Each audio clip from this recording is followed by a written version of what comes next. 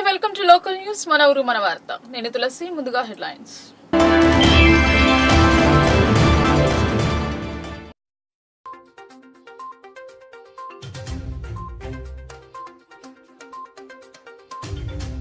BJP అధికారంలోకి వస్తే రిజర్వేషన్లు తొలగిస్తుందంట అన్ని వర్గాలకు కాంగ్రెస్ తోనే న్యాయం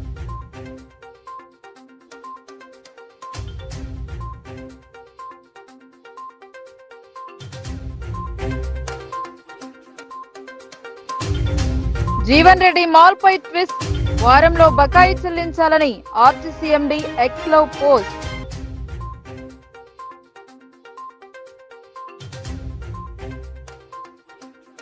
ప్రాణాలు పోసే వైద్యులే కామంతో చూస్తున్నారు అశ్లీల చిత్రాలను తీసి బ్లాక్ మెయిల్ చేస్తున్న వైనం సీరియస్ గా ఉన్న సిపి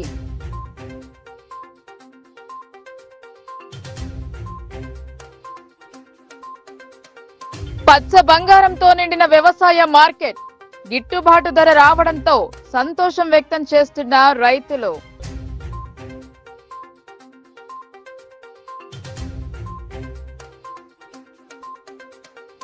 బీడీ కార్మికుల సమస్యలను పరిష్కరించి న్యాయం చేయాలి చేతి నిండా పని కల్పించాలని డిమాండ్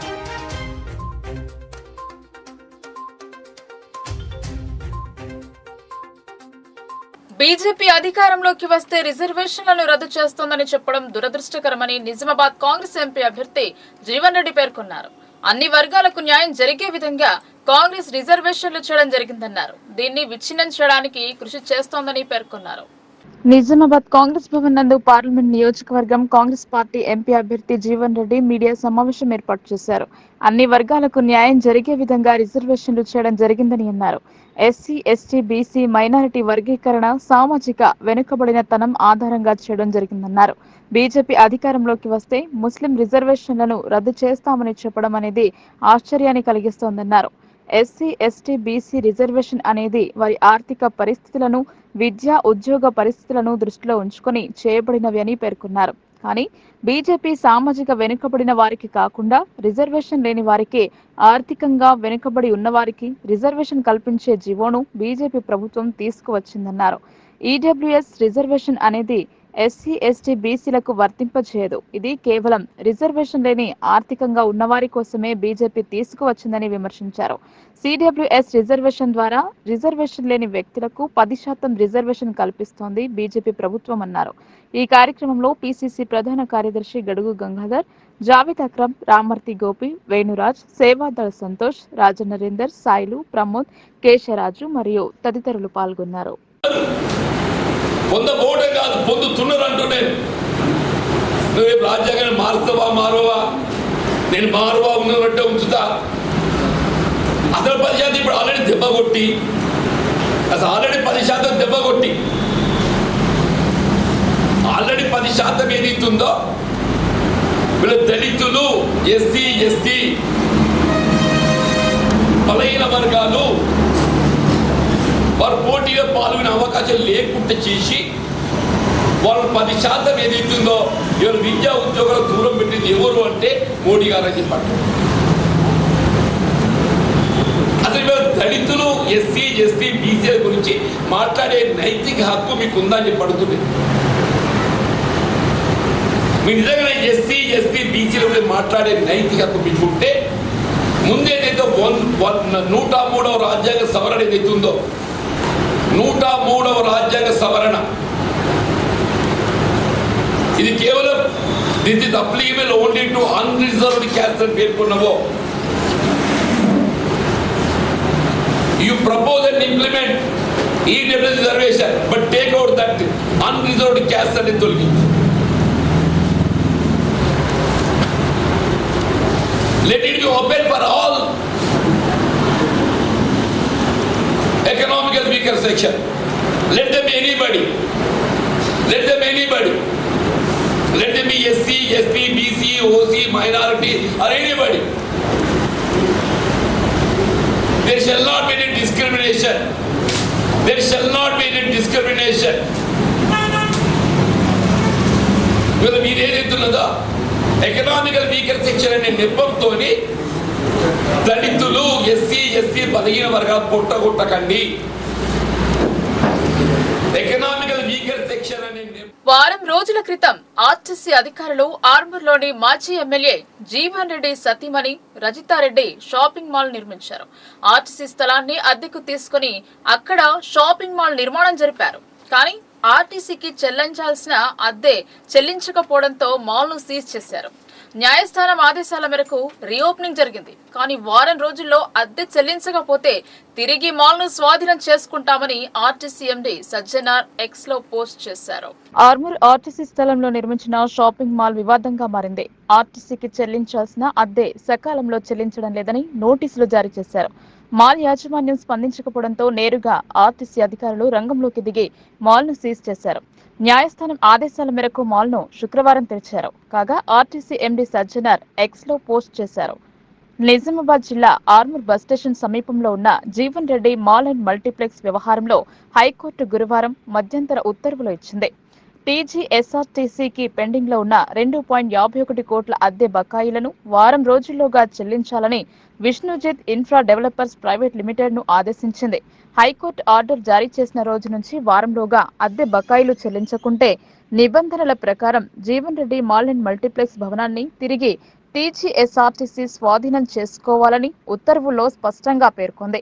భవిష్యత్తులోనూ అద్దె సకాలంలో చెల్లించకుంటే ఎలాంటి ముందస్తు నోటీసులు ఇవ్వకుండా మాల్ ను స్వాధీనం చేసుకోవచ్చని స్పష్టం చేసింది. Vishnujith infra developers private limited కు చెందిన ఆ షాపింగ్ మాల్లోని సబ్ లీజ్ దారుల ప్రయోజనం దృష్ట్యా మాల్ ను ఓపెన్ చేయాలని హైకోర్టు ఉత్తర్వులు ఇచ్చింది. హైకోర్టు ఆదేశాల మేరకు సబ్ లీజ్ దారులను దృష్టిలో ఉంచుకుని Jeevan Reddy mall and multiplex ను తెరిచేందుకు శుక్రవారం సంస్థ అనుమతి ఇచ్చింది. వారం రోజుల్లోగా అద్దె బకాయిలు చెల్లించకుంటే హైకోర్టు ఉత్తర్వుల ప్రకారం సంస్థ నడుచుకుంటుంది అని ఎక్స్ లో పోస్ట్ చేశారు. అది నిజామాబాద్ లో పేరు మోసిన డయాగ్నోస్టిక్ సెంటర్. వైద్యం చేయాల్సిన వారు కామాంధులుగా మారుతున్నారు. స్కానింగ్ కోసం వచ్చిన వారి ఫోటోలను తీయడం, అలాగే సీసీ కెమెరా ద్వారా చిత్రీకరణ చేసి మహిళల మాన ప్రాణాలతో ఆటలాడుతున్నారు. నిజామాబాద్ నగరంలో ఖలీల్వాడి, ద్వారకానగర్, వినాయక్ నగర్ ప్రాంతాలలో కొత్త ఆసుపత్రులు వెలుస్తున్నాయి. ఆసుపత్రికి వచ్చే మహిళల రక్త నమూనాలు, గర్భిణీలను స్కానింగ్ చేయడానికి ఆసుపత్రి వైద్యులు చీటీలు రాసి పలానా సెంటర్లో పరీక్ష చేసుకుని రండి అంటూ కమిషన్ కోసం పంపుతున్నారు. తీరా వారు వైద్యులు చెప్పిన స్కానింగ్ సెంటర్ కు వెళ్లి పరీక్షలు జరిపించుకోగా ఇక్కడ కామ పిశాచులు మాత్రం వారి ఫోటోలను, అశ్లీల చిత్రాలను చిత్రీకరించి ఫోన్ చేసి బ్లాక్మెయిల్ చేసి డబ్బులు గుంజే యత్నం చేశారు. ఆ మహిళ కాస్త పోలీసులను ఆశ్రయించారు. సదరు ఆసుపత్రికి వచ్చి టెక్నీషియన్ ను దేహశుద్ధి చేసి పోలీసులకు అప్పగించారు. సదరు వైద్యుడు, వారి భార్య సైతం ఇద్దరూ వైద్యులే. ఇలాంటి నీచమైన క్రియకు దిగడం సిగ్గుచేటు.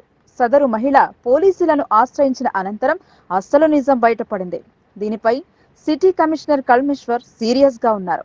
నగరంలో ఉన్న స్కానింగ్ సెంటర్లతో పాటు డయాగ్నోస్టిక్ సెంటర్లపై సీరియస్ గా ఉన్నారు. ఇటీవల నిజామాబాద్ ఆర్మూర్ లో జరిగిన ప్రాణం ఖరీదు లెక్కలు ఇలా ఉంటే స్కానింగ్ సెంటర్లో సీసీ కెమెరా బిగించి టెక్నీషియన్లు ఇలాంటి అశ్లీలకు పాల్పడుతున్నారని విశ్వసనీయ సమాచారం. ఇప్పటికే మీడియాలో, పత్రికల్లో వార్తా కథనం ప్రచురితం కావడంతో సదరు వైద్యులు వారికి నచ్చిన సీనియర్ జర్నలిస్టులను రంగంలోకి దించి వార్త కవర్ కాకుండా ఫోన్లో చెప్పడం కొసమెరుపు. సిపి కల్మేశ్వర్ ఇలాంటి కామాంధులను కఠినంగా శిక్షించాలని ప్రజానికం కోరుతున్నారు. అన్ని రకాల శుభకార్యాలకు కావాల్సింది పసుపు. అందులో ఆర్మూర్ ప్రాంతంలో పండిన పసుపుకు మంచి డిమాండ్ ఉంటుంది. కానీ పసుపుకు ధర లేకపోవడం వల్ల ఎక్కువ విస్తీర్ణంలో సాగయ్యే పసుపు సాగు తగ్గింది. అందులోనూ పసుపు బోర్డు ప్రకటన రావడంతో పాటు మంచి ధర పలకడంతో రైతులు సంతోషం వ్యక్తం చేస్తున్నారు. నిజామాబాద్ వ్యవసాయ మార్కెట్ పసుపుమయంగా మారింది. ఎక్కడ చూసినా పసుపు రాసులు దర్శనమిస్తున్నాయి. కొన్నేళ్లుగా పసుపుకు మద్దతు ధర లేక రైతులు ఆందోళనకు గురయ్యారు. పసుపు బోర్డు ఏర్పాటు చేస్తే పసుపుకు మద్దతు ధర లభిస్తోందని ఆశించారు. ఈనా మార్కెట్ వచ్చిన పసుపు రైతులు అనేక ఇబ్బందులను ఎదుర్కొంటున్నారు. నిజామాబాద్ మార్కెట్ యార్డులో మద్దతు ధర లభించకపోవడం వల్ల మహారాష్ట్రలోని సాంగ్లీకి విక్రయం జరిపి వచ్చేవారు. కరోనా కాలం నుండి నిజామాబాద్ వ్యవసాయ మార్కెట్లో పసుపుకు మద్దతు ధర లభిస్తోంది.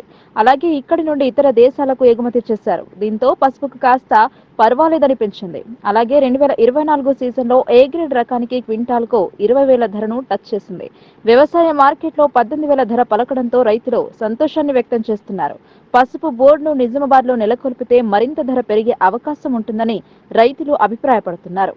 తెలంగాణ రాష్ట్రంలో వ్యవసాయం తర్వాత ఉపాధి కల్పించే అతి పెద్ద పరిశ్రమ బీడీ పరిశ్రమ. బీడీ పరిశ్రమపై అనేక రంగాల వ్యక్తులు ఆధారపడి వారి జీవనాన్ని వెళ్లదీసి వారి పిల్లలను ఉన్నత విద్యాభ్యాసం చేయించి ఉన్నత స్థాయిలో ఉంచారు. కానీ నేడు ఆ పరిశ్రమ కూనరిల్లుతోంది. నమ్ముకున్న పరిశ్రమలో సరైన ఉపాధి లేక మరో మార్గం లేక ఉన్నదాంతో సరిపెట్టుకుంటూ జీవనం గడుపుతున్న బీడీ ప్యాకర్లపై ప్రత్యేక కథనం. తెలంగాణలో అతిపెద్ద ఉపాధి పరిశ్రమ బీడీ పరిశ్రమ. ఈ పరిశ్రమలో బీడీ కార్మికులు, బీడీ ప్యాకర్లు, బట్టీవాళాలు, టేకేదార్లు, గంపవాళాలు ఇలా అనేక మంది ఈ పరిశ్రమపై ఆధారపడి జీవనం వెల్లదిస్తున్నారు. కానీ బీడీ పరిశ్రమకు సరైన ఆదరణ లేక కార్మికులకు చేతి నిండా పని దొరకడం లేదు. నెలకు ఒకప్పుడు 28 రోజులు నడిచిన కంపెనీలు నేడు 10 రోజులు నడిస్తే మరీ గొప్ప. బీడీ కార్మికులు బీడీలు చుట్టి కంపెనీకి పంపితే అక్కడ వాటిని పరిశీలించి బట్టి పెట్టి ప్యాకర్లకు అందిస్తారు. దీనివల్ల వారి కంపెనీ మెనోగ్రామ్ అతికించి మార్కెట్లో విక్రయం జరపడానికి సిద్ధం చేస్తారు. ఒకే చోట కూర్చుని ఈ పని చేస్తున్న కార్మికులు అనారోగ్యాల బారిన పడుతున్నారు తప్ప వారి జీవితాలలో వెలుగులు నిండడం లేదని కార్మిక నాయకుడు రేపల్లి శ్రీనివాస్ అన్నారు. కార్మికుల కష్టాలపై యాజమాన్యాలు స్పందించి ఆదుకోవాలని విజ్ఞప్తి చేశారు. తంబాకు ఘాటుకు ఎంతో మంది అనేక రోగాల బారిన పడి ప్రాణాలు కోల్పోయారని వివరించారు. కార్మికుల కష్టాలను దూరం చేయాలని కోరారు. తెలంగాణ రాష్ట్రంలోని బీడీ కార్మికులందరికీ ప్యాకర్, చాటన్, బట్టి, అమాలి, కమిషన్ ఏజెంట్ అందరికీ నా యొక్క నమస్కారాలు. ప్రధానంగా ఈరోజు హైదరాబాద్లో బీడీ కార్మికులకు వేతన ఒప్పందం చర్చలు జరుగుతున్నాయి యజమాన్యాల మధ్యన, కార్మిక సంఘ నాయకుల మధ్యన. అయితే ప్రధానంగా బీడీ ప్యాకర్లు పొద్దంతా కష్టపడ్డా వాళ్ళకి చాలా తక్కువ వస్తుంది. 1,00,000 బీడీ ఎంబట 1,100 రూపాయల లోపట్లనే వస్తుంది. ఇది చాలా శ్రమకు తగ్గటువంటి ఫలితం రావట్లేదు. అందుకే లేబర్ రైట్స్ వెల్ఫేర్ సొసైటీ తరఫున నేను కార్మికుల పక్షాన మీ ఏదైతే యజమాన్యాలకు, అదేవిధంగా అక్కడ ఉన్నటువంటి కార్మిక సంఘ నాయకులు, ప్రముఖ సంఘ నాయకులందరికీ చేతులెత్తి నమస్కారం చేసి చెప్తున్నా. ప్యాకర్లకు ఏదైతే ఉందో 1000 బీడీకి ఇప్పుడు 1000 బీడీ కూలీ ఎంత అవుతుందో 245 రూపాయలు కూలీ ఉంటే 1000 బీడీకి అలా 10% ఏదైతే 24 రూపాయల ఆటాన వీళ్ళకు ఇచ్చినట్టయితే 1,00,000 బీడీకి సుమారు ఏదైతే ఉందో 2,450 రూపాయలు అవుతుంది. ఈ విధంగా ఇస్తే వీళ్ళకి లాభం జరుగుతుంది. కాబట్టి నేను దయచేసి ప్యాకర్ అన్నల తరఫున మరొక్కసారి కూడా మీకు విజ్ఞప్తి చేస్తున్నా, ఈ చర్చలలో మీరు ప్యాకర్ అన్నల తరఫున 65 షేర్లకు కూలీ పెంచాలా, లేకపోతే ఏదో నెలసరి వేతన ఒప్పందం చేయాలా, అలాంటిది కాకుండా 1000 బీడీకి ఏదైతే కూలీ ఎంత ఇస్తున్నారో ఆ కూలీలో 10% ఇచ్చే విధంగా మీరు ఒప్పందం ఏదైతే యజమాన్యాలు, కార్మిక సంఘ నాయకులు, ప్రముఖులు, పెద్దోళ్ళందరూ మీరు దయచేసి ఈ ఒప్పందాన్ని ఒప్పించే విధంగా చేయాలి. చేసినప్పుడే వీళ్ళకు ఏదైతే న్యాయం చేసిన వాళ్ళు అవుతారు. కావాలంటే ఈ అన్నని కూడా అడగండి. అన్న, మీకు 1,00,000 బీడీకి ఎంత వస్తుందన్న? 1,00,000 బీడీకి 900 రూపాయలు వస్తుంది.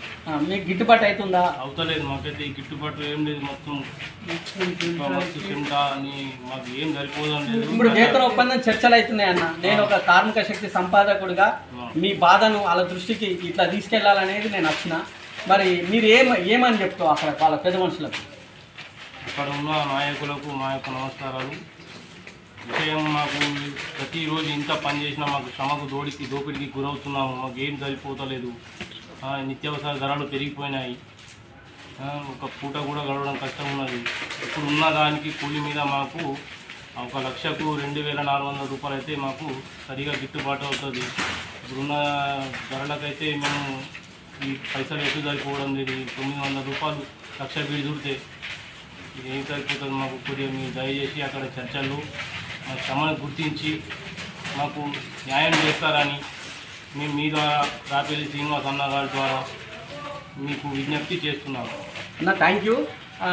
ఈ అన్న ఏదైతే ప్యాకర్ అన్న ఆవేదన చూసిరన్నా, మీరు కార్మిక సంఘ నాయకులు, ప్రముఖులు, ఉద్యమాలు ఎన్నో వీరోచితమధ్య చేసినటువంటి మీరందరికీ నేను ఒక్కసారి చేతులెత్తి తెలంగాణ రాష్ట్రంలోని ప్యాకర్ అన్నల తరపున నేను మరొకసారి మీకు విజ్ఞప్తి చేస్తున్నా.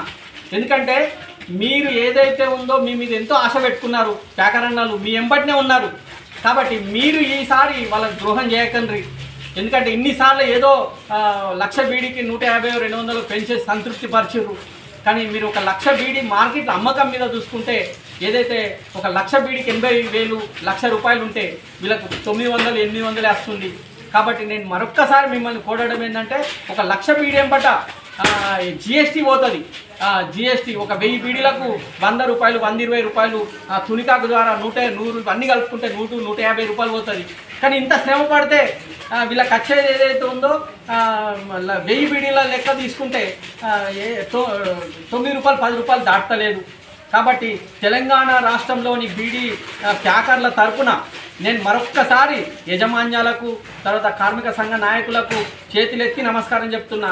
మీరు ఏదైతే ఉందో షేర్ బీడీ మీద ఎంతైతే కూలీ ఉందో కూలీలో 10% ఇప్పిస్తే నిజమైన కార్మిక నాయకులుగా మీరు 63వ నెంబర్ జాతీయ రహదారిపై రాత్రి ఘోరం జరిగింది. లారీ డీసీఎం ఢీకొన్న ఘటనలో ఒక్క వాహనం దగ్ధం కాగా మరో వాహనం నుజ్జైంది. ఈ ప్రాంత ప్రజలు భయాందోళనకు గురయ్యారు. ఆర్మూర్ మండలం పెర్కిట్ శివారులో శుక్రవారం ఆదివారం రాత్రి ప్రమాదం జరిగింది. ఆర్మూర్ వైపు వస్తున్న లారీని వెనుక భాగం నుండి డీసీఎం ఢీకొట్టింది. ఒక్కసారిగా మంటలు ఎగిసిపడ్డాయి. ఒక్కసారిగా జరిగిన ఈ ప్రమాదంలో డ్రైవర్, కండక్టర్ దూకిపోయారు. దీంతో గాయాలయ్యాయి. వాహనాలు ఢీకొని మంటలు వ్యాప్తి చెందడంతో స్థానికులు భయాందోళనకు గురయ్యారు. ఏం జరుగుతుందో ఆందోళన వ్యక్తం చేశారు. అగ్నిమాపక శకటం చేరుకుని మంటలను ఆర్పివేశారు. ఈ ప్రమాదంలో ఎలాంటి ప్రాణ నష్టం జరగలేదు. కానీ ప్రజల్లో మాత్రం భయాందోళన కలిగించింది. అర్ధరాత్రి వరకు స్థానికులు దిగులుగా చూశారు.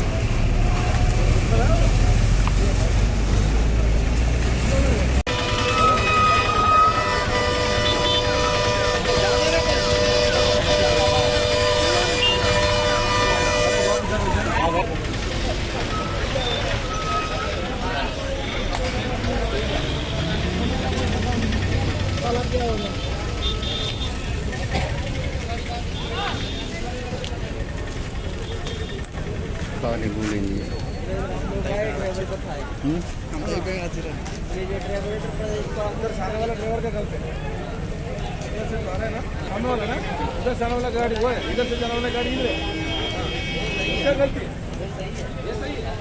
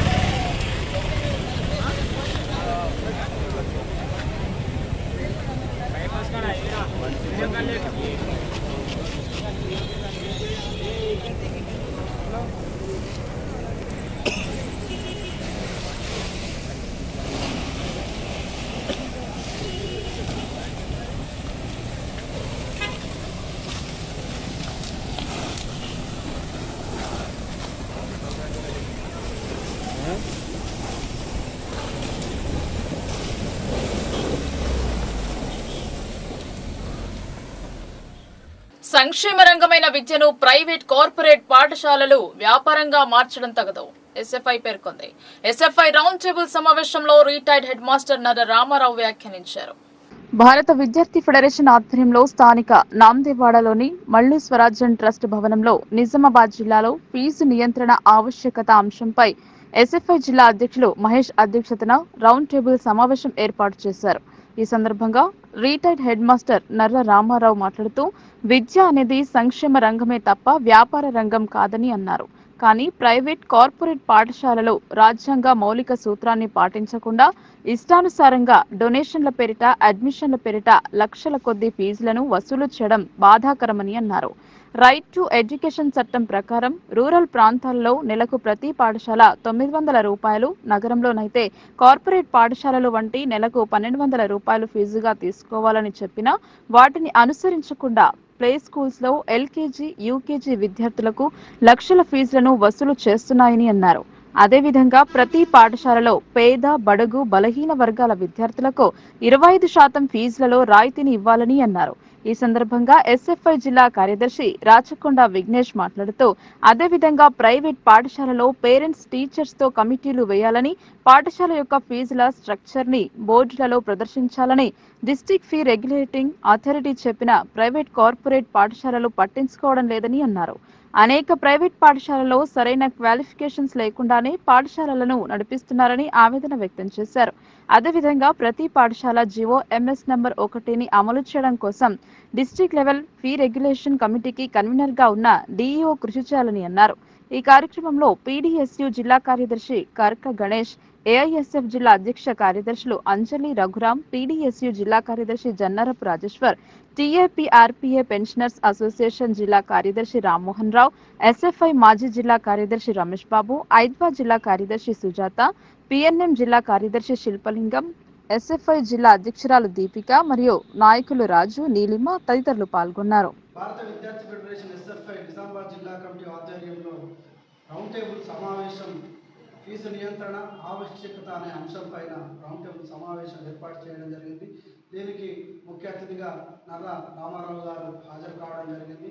ప్రధానంగా ఈ నిజామాబాద్ జిల్లాలో విద్యారంగంలో అనేకంగా ఫీజులు ఇష్టానుసారంగా వసూలు చేస్తున్నారని చెప్పి తిరుపతిరావు కమిషన్ని ఇవాళ పట్టించుకోకుండా ఇష్టానుసారంగా ప్రైవేటు స్కూళ్ళల్లో డొనేషన్ల పేరిట విద్యార్థుల తల్లిదండ్రుల నుండి రక్తాన్ని పీలుస్తున్న పరిస్థితి నిజామాబాద్ జిల్లాలో కనబడుతుంది. దాంతోపాటుగా విద్యారంగంలో పేద మధ్యతరగతి బలహీన వర్గాల విద్యార్థులకు ప్రైవేటు పాఠశాలలలో 25% ఫీజు రాయితీని ఇవ్వాలని చెప్పి అలాంటి ఏదైతే RT right to education act చెప్తున్న అంశాలను ఇవాళ ఈ జిల్లాలో పట్టించుకోవడం లేదు. దీన్ని వెంటనే ఏదైతే జిల్లా అధికారులు ఎవరైతే ఉంటారో డిస్ట్రిక్ట్ రెగ్యులేషన్ ఫీ యాక్ట్ అథారిటీకి సంబంధించిన వాళ్ళు పట్టించుకోవాలని చెప్పి దాంతోపాటుగా ఈ జిల్లాలో విద్యారంగాన్ని అభివృద్ధి చేయడం కోసం కావచ్చు, ప్రభుత్వ పాఠశాలలో ఇవాళ ఏదైతే ఆర్టీఈ చెప్పినట్టు ఆ స్కూళ్ళల్లో ఇవాళ ప్రభుత్వ పాఠశాలల్లో అసలు విద్యార్థులకు పుస్తకాలు సకాలంలో అందించడం లేదు. దాంతో పాటుగా ఏకరూపు దుస్తువులను సకాలంలో అందించాలని చెప్పి ఈ సమావేశంలో చర్చించడం జరిగింది. విద్యారంగం అభివృద్ధి కోసం విద్యారంగాన్ని అభివృద్ధి చేయాలంటే బడ్జెట్ను ఏర్పాటు చేయాలని చెప్పి దాంతోపాటుగా ఈరోజు కాంగ్రెస్ ప్రభుత్వం అమ్మ ఆదర్శ పాఠశాలను తీసుకువచ్చింది. అమ్మ ఆదర్శ పాఠశాలలో విద్యారంగం అభివృద్ధి కోసం కమిటీలు వేయడం జరిగింది. ఆ కమిటీలతో ఈ విద్యారంగాన్ని అభివృద్ధి చేయాలని చెప్పి బడ్జెట్లో అధిక బడ్జెట్ కేటాయించాలని చెప్పి దాంతోపాటుగా రాష్ట్ర కాంగ్రెస్ ప్రభుత్వం వెంటనే ఎడ్యుకేషన్ మినిస్టర్ని కూడా ఇవాళ ఏర్పాటు చేయకపోవడం బాధాకరం. ఎడ్యుకేషన్ మినిస్టర్ని వెంటనే మంత్రిత్వ శాఖలో తీసుకోవాలని చెప్పి తీసుకొని విద్యారంగం కోసం అభివృద్ధి చేయాలని చెప్పి, లేకపోతే ప్రభుత్వ పాఠశాలల కోసం ప్రైవేటు పాఠశాలలో జరుగుతున్న అన్యాయాలపైన భవిష్యత్తులో ఈ ప్రజా సంఘాలుగా విద్యార్థి సంఘాలుగా పాఠశాలలు తెరిచి సమయానికి స్కూల్ యూనిఫామ్లను సకాలంలో అందించాలని కలెక్టర్ రాజీవ్ గాంధీ హనుమంతు అన్నారు. విద్యార్థుల యూనిఫామ్ తయారీ చేస్తున్న ప్రాంతాన్ని పరిశీలించారు. ప్రభుత్వ పాఠశాలలో విద్యార్థులకు స్కూల్ యూనిఫామ్లను సకాలంలో అందించేలా ప్రణాళికాబద్ధంగా వ్యవహరించాలని కలెక్టర్ రాజీవ్ గాంధీ హనుమంతు అధికారులను ఆదేశించారు. స్కూల్ యూనిఫామ్లను కుట్టే బాధ్యతలను మహిళా స్వయం సహాయక సంఘాలకు అప్పగించగా డిచ్పల్లిలోని మహిళా శక్తి కుట్టు కేంద్రాన్ని కలెక్టర్ సందర్శించారు. ఈ కేంద్రంలో కొనసాగుతున్న యూనిఫామ్ల తయారీ ప్రక్రియను క్షేత్రస్థాయిలో పరిశీలించారు. వార్తలు ముగించే ముందు హెడ్లైన్స్ మరోసారి.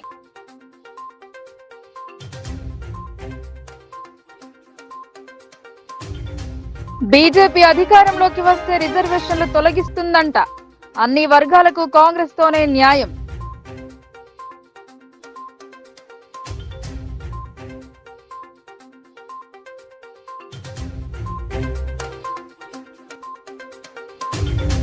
జీవన్ రెడ్డి మాల్ పై ట్విస్ట్, వారంలో బకాయి చెల్లించాలని ఆర్టీసీ ఎండీ ఎక్స్ లో పోస్ట్.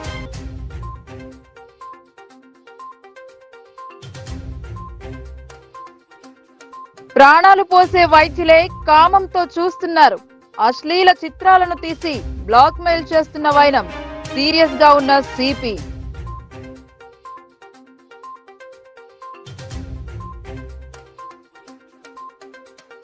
పచ్చ బంగారంతో నిండిన వ్యవసాయ మార్కెట్. గిట్టుబాటు ధర రావడంతో సంతోషం వ్యక్తం చేస్తున్న రైతులు.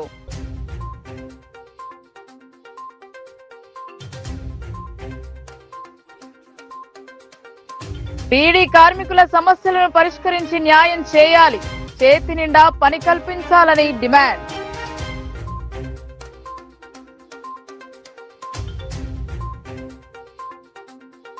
ఈ వార్తలు ఇంతటితో సమాప్తం. తిరిగి ప్రసారమయ్యే వార్తల్లో మళ్ళీ కలుద్దాం. అంతవరకు చూస్తూనే ఉండండి మీ లోకల్ న్యూస్. మన ఊరు మన వార్త.